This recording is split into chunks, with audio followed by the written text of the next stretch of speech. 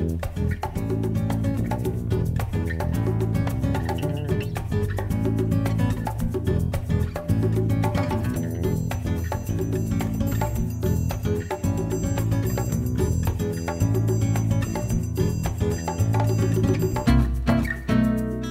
Newsletter TV, the Quilters community, is brought to you by Husqvarna Viking, keeping the world sewing for over 140 years. Hi, and welcome to Quilters Newsletter TV, the Quilters community. I'm Mary Kate Karr-Petras, and I'm here today with Erin Russek. Welcome, Erin. Welcome. Well, thank you. Erin is known for her beautiful applique designs and her beautiful applique techniques. And today you're here to tell us about how to use bias bars to make bias stems, bias strips, and use them in our work, right? That's right. I love to use bias bars to bake my bias stems, and I use them in almost all my quilts. And so I have a few examples of what I've done with my bias stems. Now let's just point out specifically what we're talking about, so people know if they're completely new to this technique. Right. If you're new to this technique, a bias stem helps you to make a nice curved stem in an applique that you can, you don't have to cut the fabric curvy like that. It just bends because you've cut your fabric on the bias.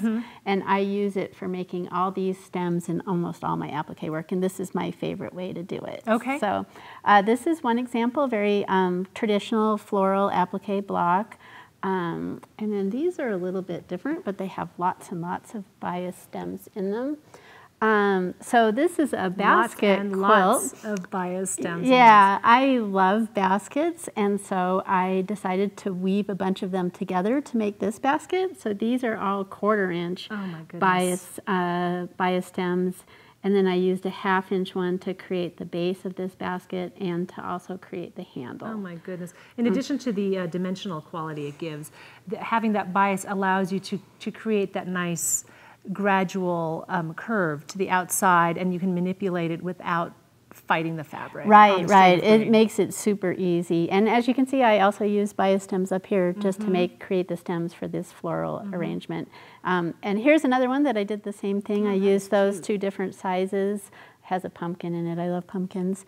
And I also wove it together to create this, and I also had a little bit of plaid that I cut on the bias to make that. So that was really fun to do. You're a little crazy for doing all that. Yeah, it's not as bad as it looks. So, and one of the reasons I really like to use bias bars to make that is, first of all, it has a finished edge, so you don't have to worry about your raw edges poking out. Right. And the seam allowance creates a little bit of stuffing, so it gives you a little bit of dimensionality. So let me show you how to do that. Pull this over for you. So bias bars, you can buy these in a variety of different types. They have metal ones, and they also have heat-resistant plastic ones. Now, these are my metal ones, and as you can tell, they're rather well used and well loved. But that doesn't affect how effective they are. Not in the least. This is just, this is my favorite one, and you can tell it's kind of bumpy. But these are the ones I really like because I think because they're metal, you can press them and they get really hot, and you get a nice crease when you do it. And I'll show you how to do that. And they come in a set. You don't have to buy them individually. Right, right. So this is the one we're going to use. I'm going to set these aside.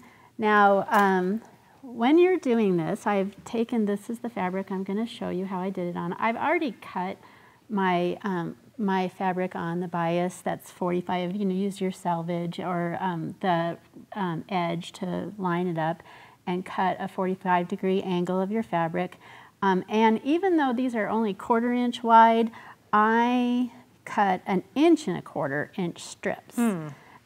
For most of the work I do, a 1/4 yard of fabric straight through, not a fat quarter, gives you a really decent length of bias to work with. So if you're doing really long stems, you might want to reconsider that. But for most of what I do, I can get it done with a 1/4 yard of fabric.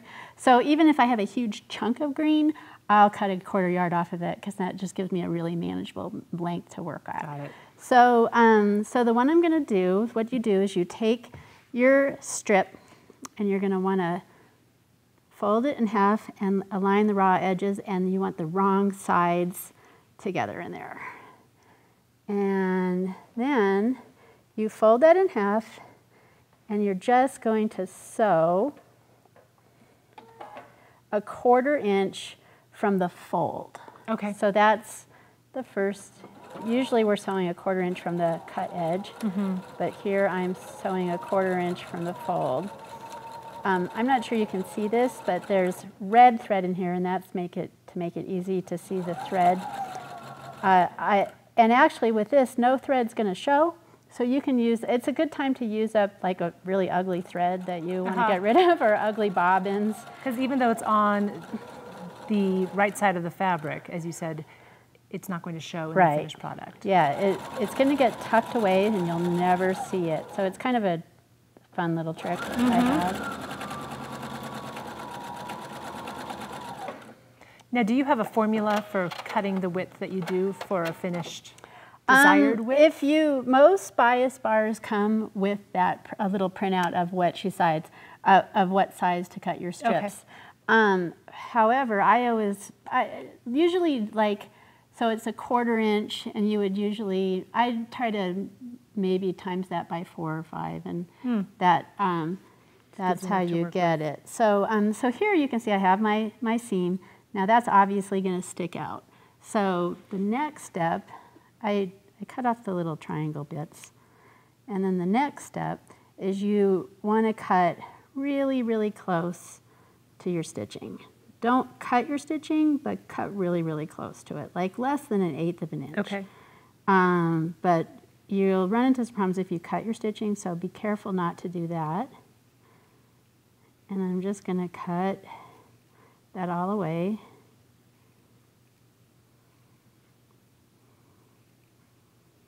It doesn't have to be exact. Nope. Just eyeball it. This is, all going to get tucked around to the back, and that's where you'll see where the bias bars come in really handy for this, is after you cut it away, you're going to press it, and you'll get rid of that seam.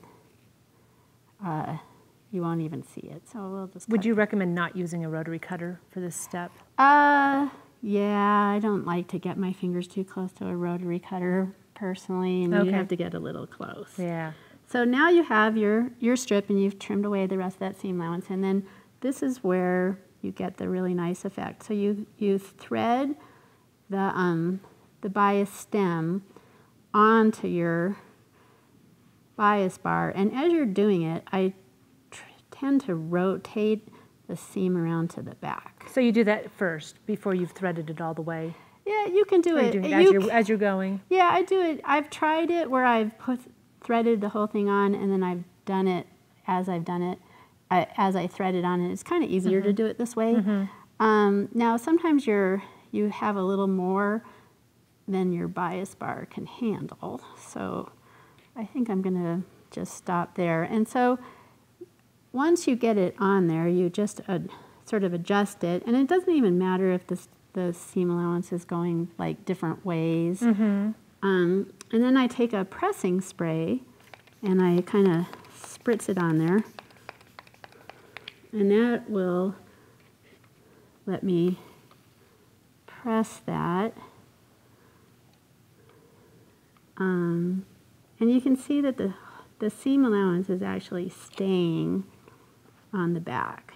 Sometimes if you feel it poking out to the edge, you want to maybe readjust, but that's going to work just fine. And that extra bulk is going to give you a nice dimensionality, but it's not going to be so dimensional that it's hard to work with. So when you're done, you pull it off, and now it looks a little messy again. So so I just press it again to get it extra flat. And so now you have a bias step, and you can see when I have it here how easily it is to sort of manipulate it into the shapes. Oh yeah. It's very bendy. When I'm actually applicating that, I'll glue it down with a glue basting product. I don't even pin it. And once that's on, you can machine stitch it or hand stitch it. You're not going to snag any needles or pins. It's really, really easy. And so it's a little work on the upfront, but it gives you a very easy, nice bias stem, and it also is very easy to work with once you're done. It's not that much work, it doesn't seem. You know, when you think about other ways that we can, applique strips, you know, so you can cut them, you can fuse them. That still, you know, it all still requires a certain amount of preparation. And this went very quickly. And it seems like bias bars, I don't know, maybe it's just me, it seems like maybe they are not as prevalent these days as they once were, maybe they were 20 years ago. Maybe people think that they're not a time-saving device and they're looking for a time-saving device, but as you showed, very quick. Actually, I find them to be even more time-saving. To fuse this would take forever, to put fusible on the back of this. True. This is way faster than that. So people think of them as being fussy, but I think they're actually really handy and time-saving. Fantastic. And they come in a variety of widths. You don't even have to, you don't have to create anything new. You can play around with the different widths. And and you can use which, and you can get, one thing that this is a 1/4 inch one, and very common stem size, but the smaller ones are work just the same. You just need to be a little bit more careful how close you trim the seam allowance. So, and then the big ones you have to hardly trim at all. So that's even easier. Yeah, just turn them over. And press them down. That's how easy it is. So. Easy peasy, as my kids like to say. That's, it gets it done. Fantastic. Well, thank you for bringing this today and showing your beautiful quilts, and I can't wait to see those basket ones. You were saying that you finished those up. They're beautiful. They're really fun. So. Thank you for joining us today. Be sure to join us next time. We look forward to seeing you. Take care. Bye-bye. Quilters Newsletter TV, the Quilters community, is brought to you by Husqvarna Viking, keeping the world sewing for over 140 years.